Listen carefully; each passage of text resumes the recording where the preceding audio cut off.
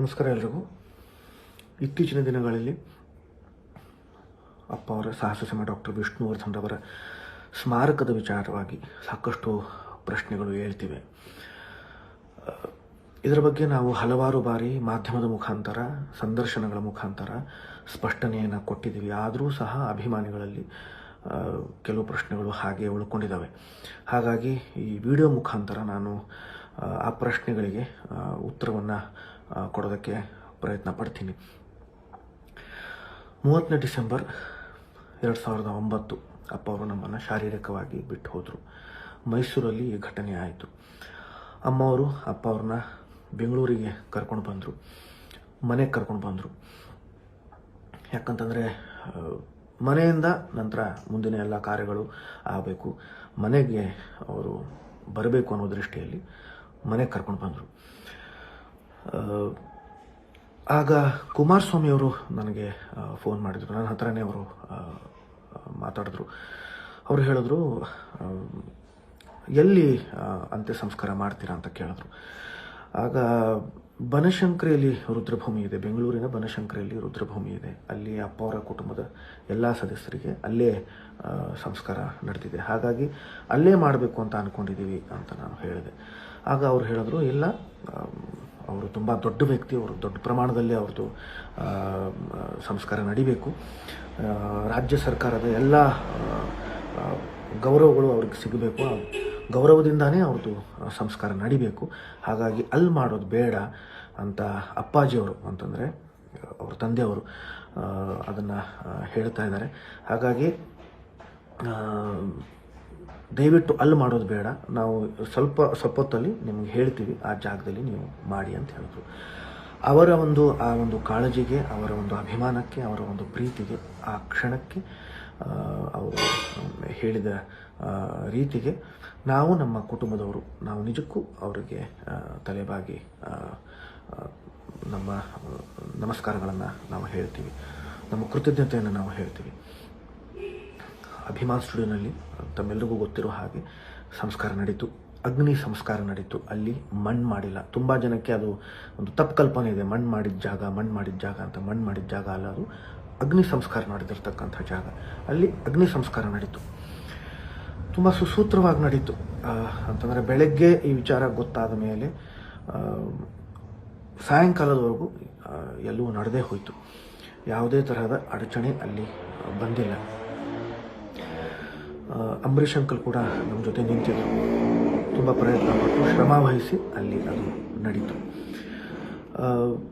ಅದು ಸುಸೂತ್ರವಾಗಿ ನಡೆದಿರೋದಕ್ಕೆ ನಾವೆಲ್ಲ ಅಧಿಕಾರಿಗಳು, ಆಮೇಲೆ ನಮ್ಮ ರಾಜಕಾರಣಿಗಳಿಗೆ, ಮುಖ್ಯಮಂತ್ರಿಗಳಿಗೆ ನಾವು ನಮ್ಮ ಕೃತಜ್ಞತೆಯನ್ನು ನಾವು ಸಲ್ಲಿಸ್ತೀವಿ. ಆದರೆ ಮಾರನೇ ದಿನ ನಮಗೆ ಗೊತ್ತಾಯಿತು, ಅದು ಕೋರ್ಟಲ್ಲಿದೆ ಜಾಗ ಅಂತ. ಅದರ ಮೇಲೆ ಕೇಸ್ ನಡೀತಾ ಇದೆ, 2004ರಿಂದ ಕೇಸ್ ನಡೀತಾ ಇದೆ ಅಂತ. ಬಾಲಣ್ಣ ಅವರು 20 ಎಕರೆ ಜಾಗನ ತೊಗೊಂಡಿದ್ರು ಅಲ್ಲಿ ಸ್ಟುಡಿಯೋ ಕಟ್ಟೋದಕ್ಕೋಸ್ಕರ. ಅಲ್ಲಿ ಸ್ಟುಡಿಯೋ ಕಟ್ಟಿದ್ರು. ನಂತರ ಅವ್ರು ಹೋಗಾದ್ಮೇಲೆ ಅವ್ರ ಮಕ್ಕಳು ಅದರಲ್ಲಿ 10 ಎಕರೆ ಜಾಗನ ನಾವು ಮಾರಿ, ಮಿಕ್ಕಿದ 10 ಎಕರೆ ಜಾಗದಲ್ಲಿ ಅಭಿಮಾನ್ ಸ್ಟುಡಿಯೋ ಏನಿದೆ ಅದನ್ನು ನಾವು ಅಭಿವೃದ್ಧಿಗೊಳಿಸ್ತೀವಿ. ಅಂದರೆ ಆ 10 ಎಕರೆನ ಏನು ಮಾರಿರ್ತೀವಿ ಆ ದುಡ್ಡಲ್ಲಿ ನಾವು ಅಭಿಮಾನ್ ಸ್ಟುಡಿಯೋನ ಅಭಿವೃದ್ಧಿಗೊಳಿಸ್ತೀವಿ ಅಂತ ಸರ್ಕಾರಕ್ಕೆ ಕೇಳಿಕೊಂಡ್ರು. ಸರ್ಕಾರ ಅದಕ್ಕೆ ಒಂದು ನಿಯಮಗಳನ್ನು ಹಾಕಿದ್ರು. ಒಂದು ವೇಳೆ ನೀವು ಇದನ್ನು ಮಾರ್ಕೊಳ್ಳಿ, ಒಂದು ವೇಳೆ ಆ ದುಡ್ಡಲ್ಲಿ ನೀವು ಅಭಿಮಾನ್ ಸ್ಟುಡಿಯೋನ ಅಭಿವೃದ್ಧಿಗೊಳಿಸದೇ ಇದ್ದ ಪಕ್ಷದಲ್ಲಿ, ಅದು ನಮ್ಮ ಕಂಡು ಬಂದಲ್ಲಿ ನಾವು ಅದನ್ನು ವಶಪಡಿಸ್ಕೋಬಹುದು ಅಂತ ಒಂದು ಕ್ಲಾಸ್ ಇದೆ, ಒಂದು ನಿಯಮ ಇದೆ. ತಮ್ಮೆಲ್ಲರಿಗೂ ಗೊತ್ತಿರುವ ಹಾಗೆ ಅಭಿಮಾನ್ ಸ್ಟುಡಿಯೋ ಅಭಿವೃದ್ಧಿಗೊಂಡಿಲ್ಲ, ಅದು ಹೇಗಿತ್ತು ಹಾಗೇ ಉಳ್ಕೊಂಡಿದೆ. ಆ ನಿಟ್ಟಲ್ಲಿ ಸರ್ಕಾರ ಅದನ್ನು ವಶಪಡಿಸ್ಕೋಬಹುದಾಗಿತ್ತು, ಆದರೆ ವಶಪಡಿಸ್ಕೊಂಡಿಲ್ಲ ಕಾರಣಾಂತರಗಳಿಂದ.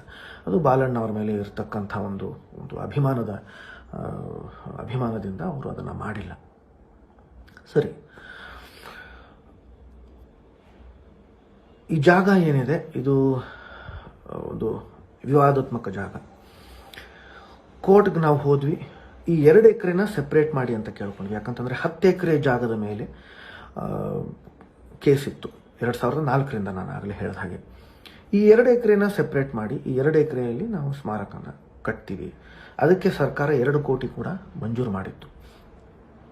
ಶ್ರೀನಿವಾಸ್ ಅಂತ ಒಬ್ಬರು ಮಗ, ಬಾಲಣ್ಣ ಅಂತ ಒಬ್ಬರು ಮಗ, ಗೀತಾ ಬಾಲಿ ಅಂತ ಮಗಳು. ಗೀತಾ ಬಾಲಿ ಅವರು ಅದನ್ನು ಕೇಸ್ ಹಾಕಿದ್ರು.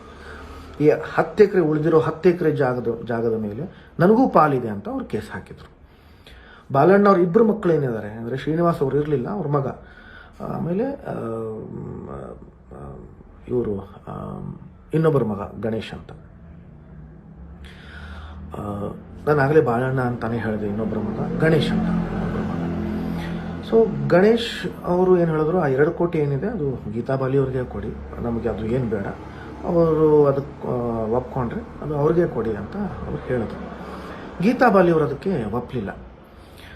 ಸರ್ಕಾರಕ್ಕೆ ಅಥವಾ ನಾವು ಕೋರ್ಟ್ಗೆ ನಾವು ಕೇಳಿದಾಗ 2 ಎಕರೆ ಸೆಪ್ರೇಟ್ ಮಾಡಿ ಅಂತ ಕೇಳಿದಾಗ ಕೋರ್ಟ್ ಕೂಡ ಅದಕ್ಕೆ ಒಪ್ಪಲಿಲ್ಲ. ಯಾಕಂತಂದರೆ ಅವ್ರು ಹೇಳಿದ್ರು, ಇತ್ಯರ್ಥ ಆಗಬೇಕಾದ್ರೆ ಸಂಪೂರ್ಣ ಒಂದು ಜಾಗದ ಬಗ್ಗೆನೇ ಇತ್ಯರ್ಥ ಆಗಬೇಕು, ಈ ಥರ 2 ಎಕರೆ ಸೆಪ್ರೇಟ್ ಮಾಡೋಕ್ಕಾಗಲ್ಲ ಅಂತ.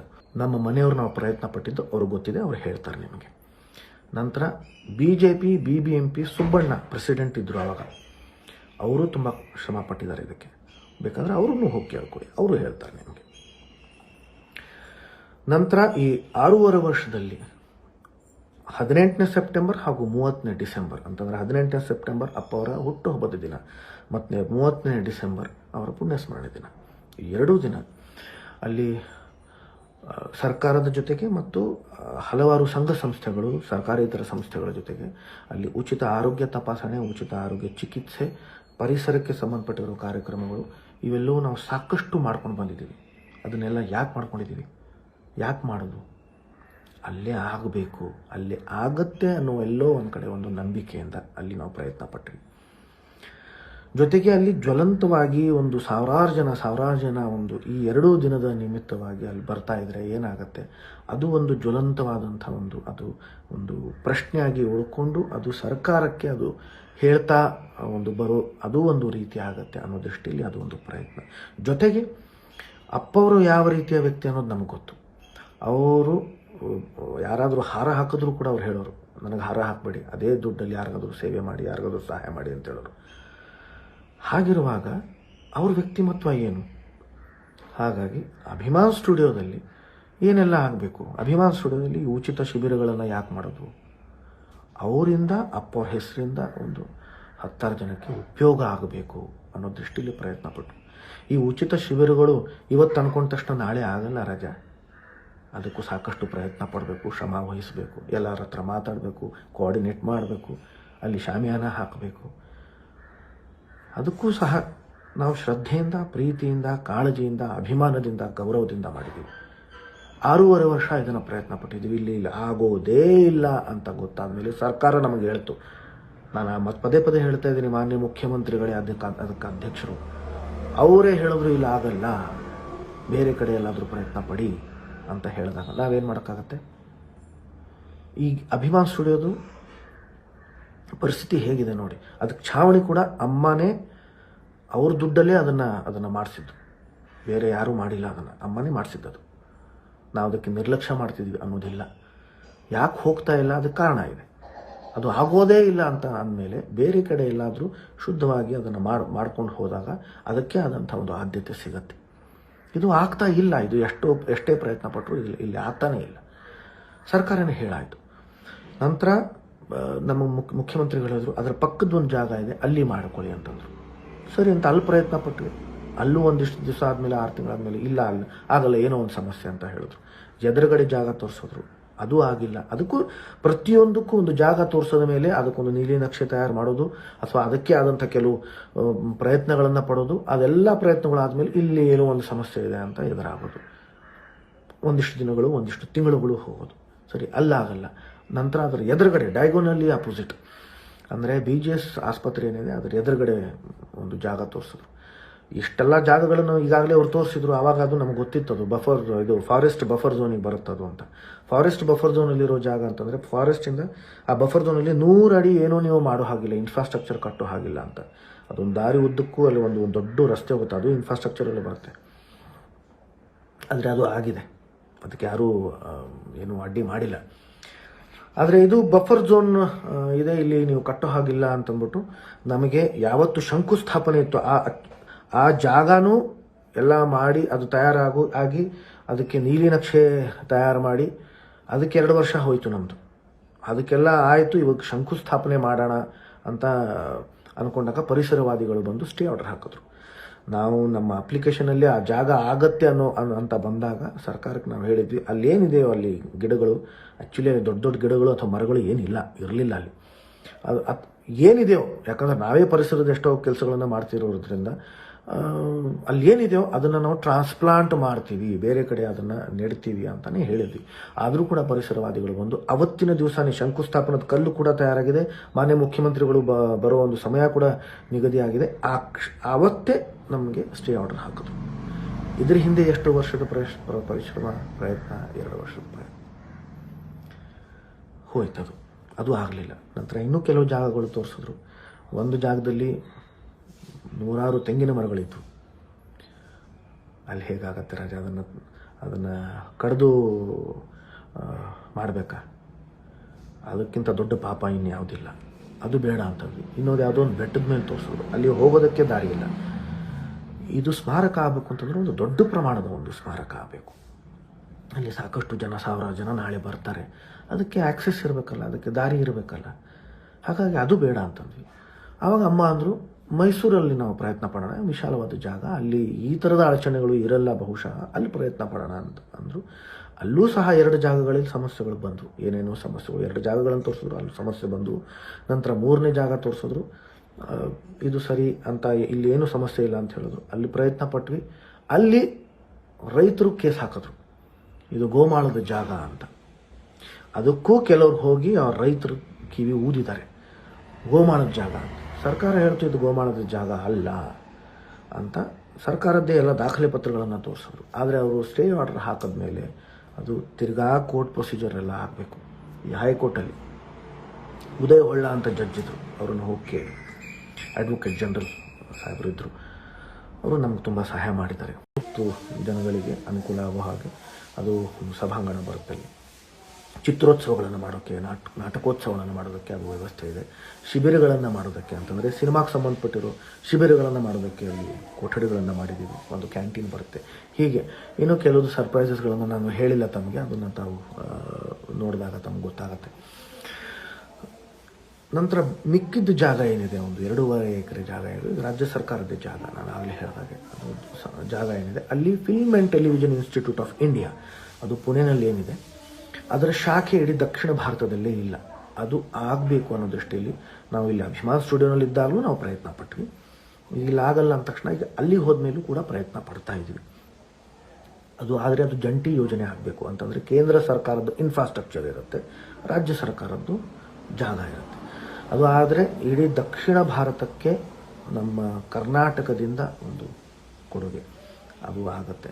ಆಮೇಲೆ ಅಪ್ಪವ್ರ ಹೆಸರಿಂದ ಅದು ಒಂದು ಕರ್ನಾಟಕಕ್ಕೆ ಒಂದು ದೊಡ್ಡ ಕೊಡುಗೆ, ಒಂದು ಇಡೀ ದಕ್ಷಿಣ ಭಾರತಕ್ಕೆ ಒಂದು ಕೊಡುಗೆ ಆಗುತ್ತೆ. ಒಂದು ಅಪ್ಪವ್ರ ಹೆಸರು ಅದು ನಿರಂತರವಾಗಿ ಮುಂದಿನ ಪೀಳಿಗೆವರೆಗೂ ಅದು ಸಕಾರಾತ್ಮಕವಾಗಿ ಅದು ತಲುಪ್ತಾ, ದೊಡ್ಡ ಒಂದು ಸ್ಫೂರ್ತಿಯಾಗಿ ಪ್ರೇರಣಾದಾಯಕವಾಗಿ ಅದು ತಲುಪ್ತಾ ಇರುತ್ತೆ.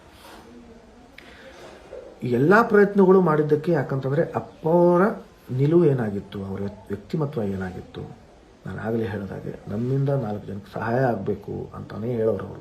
ಹಾಗಾಗಿ ಸ್ಮಾರಕ ಕೂಡ ಒಂದಿಷ್ಟು ಜನಕ್ಕೆ, ಒಂದಿಷ್ಟು ಪೀಳಿಗೆಗೆ ಅದು ಅನುಕೂಲ ಆಗಬೇಕು, ಸಹಾಯ ಆಗಬೇಕು. 11 ಕೋಟಿ ಸರ್ಕಾರದ ದುಡ್ಡು ಅಂತಂದರೆ, ಇದು 11 ಕೋಟಿ ರೂಪಾಯಿ ಯಾರ್ದು? ಸರ್ಕಾರದ್ದು ಅಂತಂದರೆ ಜನಗಳ ದುಡ್ಡು. ಅದು ಜನಗಳಿಗೇ ಬೇರೆ ಒಂದು ರೂಪದಲ್ಲಿ ಅದು ವಾಪಸ್ ತಲುಪಬೇಕು ಅನ್ನೋ ದೃಷ್ಟಿಯಲ್ಲಿ ಈ ಒಂದು ಸ್ಮಾರಕದ ನಿರ್ಮಾಣ ಆಗ್ತಿದೆ ಅಂತಂದರೆ, ಅಲ್ಲಿ ಚಿತ್ರೋತ್ಸವಗಳು, ನಾಟಕೋತ್ಸವಗಳು, ಶಿಬಿರಗಳು ಅಲ್ಲಿ ನಡೀತಾ ಇರಬೇಕು. ಜೊತೆಗೆ ಇದು ಇನ್ಸ್ಟಿಟ್ಯೂಟ್ ಭಗವಂತನ ಕೃಪೆ, ತಮ್ಮೆಲ್ಲರ ಒಂದು ಹಾರೈಕೆ, ಆಶೀರ್ವಾದ, ಪ್ರೋತ್ಸಾಹದಿಂದ ಇನ್ಸ್ಟಿಟ್ಯೂಟ್ ಒಂದು ಆದರೆ ಎಂಥ ದೊಡ್ಡ ಕೊಡುಗೆ ಆಗುತ್ತದು. ಈ ನಿಟ್ಟಲ್ಲಿ ನಾವು ಪ್ರಯತ್ನ ಪಡ್ತಿದ್ದೀವಿ. ಸೆಪ್ಟೆಂಬರಲ್ಲಿ, ಬರೋ ವರ್ಷ ಸೆಪ್ಟೆಂಬರಲ್ಲಿ ಕಟ್ಟಡ ನಡೀತಾ ಇದೆ. ಒಂದು 50% ಅದು ಕಟ್ಟಡ ನಿರ್ಮಾಣಗೊಂಡಿದೆ. ಸೆಪ್ಟೆಂಬರಲ್ಲಿ ಆಗತ್ತೆ ಅನ್ನೋ ಒಂದು ನಮ್ಮ ಎಲ್ಲ ಮಂಡಳಿಯವರು ಹೇಳಿದ್ದಾರೆ ಆಗತ್ತೆ ಅಂತ. ಅದು ಕೂಡ ವಿಶೇಷವಾಗಿ ಆಗಿರಬೇಕು ಸ್ಮಾರಕ ಅನ್ನೋ ದೃಷ್ಟಿಯಲ್ಲಿ ನಾವು ವಾಸ್ತುಶಿಲ್ಪಿಗಳ ಒಂದು ಸ್ಪರ್ಧೆ ಕೂಡ ಆಯೋಜಿಸಿದ್ವು. ಅದಕ್ಕೆ ನಾವು ರಾಜ್ಯ ಸರ್ಕಾರಕ್ಕೆ ಒಂದು ಪತ್ರವನ್ನು ಬರೆದು ಇದಕ್ಕೆ ದಯವಿಟ್ಟು ನಮ್ಗೆ ಅನುಮತಿ ಕೊಡಿ, ಅದನ್ನು ಅನುಕೂಲ ಮಾಡಿಕೊಡಿ ಅಂಥೇಳಿ ನಾವು ಅದಕ್ಕೆ ಒಂದು ವಾಸ್ತುಶಿಲ್ಪಿಗಳ ಒಂದು ಸ್ಪರ್ಧೆಯನ್ನು ಆಯೋಜಿಸಿ ಆ ಸ್ಪರ್ಧೆಯಲ್ಲಿ ಆಯ್ಕೆ ಆಗಿರತಕ್ಕಂಥ ವಾಸ್ತುಶಿಲ್ಪಿಗಳೇ ಅದನ್ನು ಒಂದು ವಿನ್ಯಾಸ ಮಾಡ್ತಿರೋದು. ಹಾಗಾಗಿ ನಾನು ಹೇಳಿದ್ದೀನಿ, ಎಲ್ಲವೂ ಸಾಕಷ್ಟು ವಿಚಾರಗಳನ್ನು ತಮ್ಮ ಜೊತೆಯಲ್ಲಿ ಈ ಒಂದು ವಿಡಿಯೋ ಮುಖಾಂತರ ಹಂಚ್ಕೊಂಡಿದ್ದೀನಿ. ಇನ್ನೂ ಏನಾದರೂ ಪ್ರಶ್ನೆಗಳು ಇದ್ದಲ್ಲಿ ನನ್ನನ್ನು ನೇರವಾಗಿ ಭೇಟಿ ಮಾಡಿ, ನಾನು ಎಲ್ಲವೂ ತಿಳಿಸುವೆ. ಆದರೆ ದಯವಿಟ್ಟು ನಮ್ಮ ಬಗ್ಗೆ ಅಭಿಮಾನಿಗಳ ಮನಸ್ಸಲ್ಲಿ ವಿಷ ಬೆರೆಸೋ ಕೆಲಸ ಮಾಡಬೇಡಿ. ಈಗಾಗಲೇ ಸಾಕಷ್ಟು ಅದು ಆಗಿದೆ. ಅದನ್ನು ಕಾಮೆಂಟ್ಗಳನ್ನು ನಾನು ಓದಿದಾಗ, ಜನಗಳು ಕೇಳಿದಾಗ ನನಗೆ ತುಂಬ ಬೇಜಾರಾಗುತ್ತೆ. ಯಾಕಂತಂದರೆ ನಮ್ಮ ಪ್ರಯತ್ನಗಳು ಅವ್ರಿಗೆ ಗೊತ್ತೇ ಇಲ್ಲ, ನಮ್ಮ ಶ್ರಮ ಅವರಿಗೆ ಗೊತ್ತೇ ಇಲ್ಲ. 12 ವರ್ಷಗಳಾದವು. ನಾವು ಸುಮ್ಮನೆ ನಡೀರಿ ಇಲ್ಲಿಂದ ಈಗ ಮೈಸೂರಿಗೆ ಹೋಗೋಣ ಅಂತಂದ್ಬಿಟ್ಟು ಹೋಗಿದ್ದಲ್ಲ ನಾವು. ಹಾಗಾಗಿ ದಯವಿಟ್ಟು ತಮ್ಮಲ್ಲಿ ಏನಾದರೂ ಪ್ರಶ್ನೆಗಳಿದ್ದಲ್ಲಿ, ನಾನು ಎಷ್ಟೋ ಸಲ ಹೇಳಿದೆ ನಮ್ಮ ಚಪ್ಪಲಿಗಳೇ ಸೌದು ಹೋಗಿದೆ ಅಂತ. ಅಷ್ಟು ಪ್ರಯತ್ನ ಪಟ್ಟಿದ್ದೀವಿ ನಾವು. ಅಮ್ಮ ಹತ್ತಿದ್ದಾರೆ ಕೂಡ ಅಧಿಕಾರಿಗಳ ಮುಂದೆ, ಕಣ್ಣೀರು ಸುರಿಸಿದ್ದಾರೆ. ದಯವಿಟ್ಟು ನಮ್ಮ ಪ್ರೀತಿ ಬಗ್ಗೆ, ನಮ್ಮ ಕಾಳಜಿ ಬಗ್ಗೆ, ನಮ್ಮ ಶ್ರದ್ಧೆ ಬಗ್ಗೆ, ನಮ್ಮ ಪ್ರಯತ್ನಗಳ ಬಗ್ಗೆ, ನಮ್ಮ ಶ್ರಮದ ಬಗ್ಗೆ ಸಂಶಯ ಇಟ್ಕೋಬೇಡಿ. ನಾವೆಲ್ಲರೂ ಸೇರಿದಾಗಲೇ ಅದೊಂದು ದೊಡ್ಡ ಶಕ್ತಿ ಆಗುತ್ತೆ, ಒಂದು ಮಹಾಶಕ್ತಿ ಆಗುತ್ತೆ. ಆ ಮಹಾಶಕ್ತಿಯಿಂದ ನಾವು ಬೇರೆಯವರಿಗೆ, ಮುಂದಿನ ಪೀಳಿಗೆನವರಿಗೆ ಮಾದರಿ ಆಗಬೇಕು ವಿನಃ ನಮ್ಮಲ್ಲೇ ನಾವು ಹೋರಾಟ ಮಾಡಿಕೊಂಡು, ಜಗಳ ಮಾಡಿಕೊಂಡು, ದ್ವೇಷ ಕಟ್ಕೊಂಡು ಏನೂ ಸಾಧಿಸೋಕ್ಕಾಗಲ್ಲ. ಆಮೇಲೆ ಅಪೂರ್ಣ ಮಾಹಿತಿಯನ್ನು ಇಟ್ಕೋಬೇಡಿ. ಸಂಪೂರ್ಣ ಮಾಹಿತಿ ಬೇಕು ಅಂತಂದರೆ ಬನ್ನಿ, ಭೇಟಿ ಮಾಡಿ. ಕೆಲವರು ಮಾಧ್ಯಮದ ಮುಂದೆ ಹೋಗಿ ಕೂತ್ಕೊಂಡು ಮಾತಾಡ್ತಾರೆ, ಚಪ್ಪಾಳಿ ಗಿಟ್ಟಿಸ್ಕೋತಾರೆ. ಅಭಿಮಾನ್ ಸ್ಟುಡಿಯೋನಲ್ಲಿ ಆಗಬೇಕು ಅಂತ ಹೇಳ್ತಾರೆ, ಚಪ್ಪಾಳಿ ಗಿಟ್ಟಿಸ್ಕೋತಾರೆ. ಮಾರನೇ ದಿನ ಆ ವ್ಯಕ್ತಿ ಕಾಣೋದೇ ಇಲ್ಲ. ಅಷ್ಟೊಂದು ಕಾಳಜಿ ಇದ್ದಲ್ಲಿ ನಮ್ಮ ಮನೆಗೆ ಬನ್ನಿ, ನಮ್ಮನ್ನು ಕೇಳಿ, ಸಮಸ್ಯೆ ಏನು ಅಂತ ಕೇಳಿ. ಅದೂ ಮಾಡಲ್ಲ, ಅದು ಮಾಡೇ ಇಲ್ಲ ಇದುವರೆಗೂ. ಅಪ್ಪ ಅವ್ರ ವಿಚಾರದಲ್ಲಿ ಸಾಕಷ್ಟು ಆ ಥರ ಆಗಿದೆ. ಚೇಂಬರಲ್ಲಿ ಸ್ಟ್ಯಾಚ್ಯೂ ಇಡಬೇಕು ಅಂತ ಅಭಿಮಾನಿಗಳು ಕೇಳಿಕೊಂಡ್ರು. ಸರಿ ಅಂತಂದ್ಬಿಟ್ಟು ನಾನು ಅಧ್ಯಕ್ಷರನ್ನು ಕೇಳಿಕೊಂಡೆ. ಸರ್, ಒಂದು ಕಡೆ ರಾಜ್ಕುಮಾರ್ ಸರ್ ಅವ್ರದ್ದು ಪುತ್ಥಳಿ ಇದೆ, ಇನ್ನೊಂದು ಕಡೆ ಅಪ್ಪ ಅವ್ರ ಪುತ್ಥಳಿ ಇಡಿ ಸರ್, ಅಲ್ಲಿ ಜಾಗ ಇಲ್ಲ ಅಂತಂದರು. ನಿಜವಾಗ್ಲೂ ಅಲ್ಲಿ ಜಾಗ ತುಂಬ ಕಡಿಮೆನೇ, ಚಿಕ್ಕ ಜಾಗ ಅದು. ಆದರೂ ಮಾಡಲೇಬೇಕು ಅಂತಂದರೆ ಮಾಡಬಹುದು. ಅದು ಅಧ್ಯಕ್ಷರು ಆಗಿ ಹೇಳಿದ್ರು ನನಗೆ, ನೀವು ಸಹಿ ಸಂಗ್ರಹಣೆ ಮಾಡಿ ತೊಗೊಂಡ್ಬನ್ನಿ ಅಂತ. ಆಗ ಆಶ್ಚರ್ಯ ಆಗೋಯ್ತು ನನಗೆ, ದುಃಖ ಆಗೋಯ್ತು, ಸಂಕಟ ಆಗೋಯ್ತು ನನಗೆ. ಈ ಥರ ಒಂದು ಪುತ್ಥಳಿ ಇಡಿ ಅಂತ ಹೇಳೋದಕ್ಕೆ, ಸಾಹಸ ಡಾಕ್ಟರ್ ವಿಷ್ಣುವರ್ಧನ್ ಅವ್ರದ್ದು ಪುತ್ಥಳಿ ಇಡಿ ಅಂತ ಹೇಳೋದಕ್ಕೆ ಸಹಿ ಸಂಗ್ರಹಣೆ ಅವಶ್ಯಕತೆ ಇದೆಯಾ? ಆಮೇಲೆ ಇದನ್ನು ಕೇಳಿದ್ದೆ ಯಾರು? ಅವಾಗಿರೋ ಅಧ್ಯಕ್ಷರು ಅಪ್ಪವ್ರು ಇರಬೇಕಾದ್ರೆ ಎಡಕ್ಕೆ ಬಲಕ್ಕೆ ಹಿಂದೆ ಅವ್ರ ಜೊತೆಯಲ್ಲೇ ಇರ್ತಾಯಿದ್ರು. ಅವರೇ ಇದನ್ನು ಕೇಳಿದ್ರು. ತುಂಬ ಬೇಜಾರಾಯಿತು ನನಗೆ. ಆದರೂ ಕೂಡ ನಾನು ಅಭಿಮಾನಿಗಳ ಜೊತೆ ಮಾತಾಡಿ ಒಂದಿಷ್ಟು ಸಹಿ ಸಂಗ್ರಹಣೆ ಮಾಡಿಕೊಟ್ಟೆ. ಬೇರೆ ಬೇರೆ ಊರಿಂದನೂ ನಾನು ತಲುಪಿಸ್ದೆ, ಅದನ್ನು ತಂದು ಕೊಟ್ಟೆ ಅವ್ರಿಗೆ. ಅದು ಆಗಿಲ್ಲ, ಅಲ್ಲಿ ಪುತ್ಥಳಿ ಆಗಿಲ್ಲ. ಸರಿ, ಇನ್ನೊಬ್ಬರು ಹೇಳಿದ್ರು, ಇವತ್ತು ನೀವು ಕೇಳ್ತೀರಾ, ನಾಳೆ ಇನ್ನೊಬ್ರು ಕೇಳ್ತಾರೆ, ಮತ್ತೊಬ್ಬರು ಕೇಳ್ತಾರೆ, ಮಗದೊಬ್ಬರು ಕೇಳ್ತಾರೆ, ಎಲ್ಲರದ್ದು ಇಲ್ಲಿ ಸ್ಟ್ಯಾಚ್ಯೂಗಳು ಇಡೋಕ್ಕಾಗಲ್ಲ ಅಂತ. ಎಲ್ಲರೂ ಮಹಾನ್ ವ್ಯಕ್ತಿಗಳೇ, ತುಂಬ ದೊಡ್ಡ ವ್ಯಕ್ತಿಗಳೇ. ಎಲ್ಲದ್ದೂ ಕೊಡುಗೆ ಸಾಕಷ್ಟಿದೆ ಇಂಡಸ್ಟ್ರಿಯಲ್ಲಿ. ಪ್ರತಿಯೊಬ್ಬರದ್ದು, heroine, comedy artist, character artist, ಪ್ರತಿಯೊಬ್ಬರದ್ದು ಚಿಕ್ಕ ಪಾತ್ರ ಇದ್ದರೂ ಕೂಡ ಮೃಷ್ಟಾನ್ನ ಭೋಜನದಲ್ಲಿ ಉಪ್ಪಿನಕಾಯಿನೂ